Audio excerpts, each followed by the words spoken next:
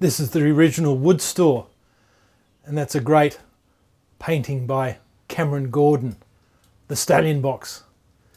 You're probably wondering how the Stallion Box got its name. Well, just around the corner in Chester Street is a house called Strathmore that was built in about 1904 for the founder of the Easy Walk and Boot Company.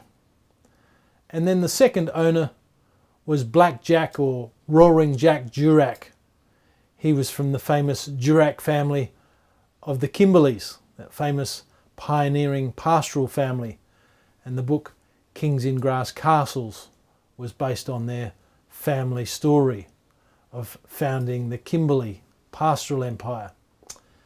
And Black Jack Durack loved to hunt, and he was president of the West Australian Hunt Club, and he hunted through Kings Park every Wednesday afternoon.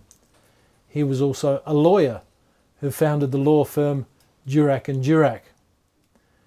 And in 1923 he bought a magnificent black stallion by the name of Midnight, and he was too embarrassed to tell his wife Pleasance of his purchase.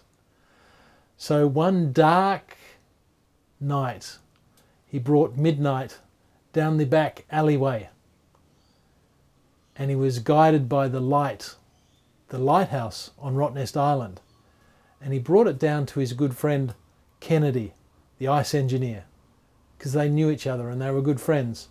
And he hid the horse in these outhouses for 10 days before he worked up the courage to tell his wife Pleasance of his purchase.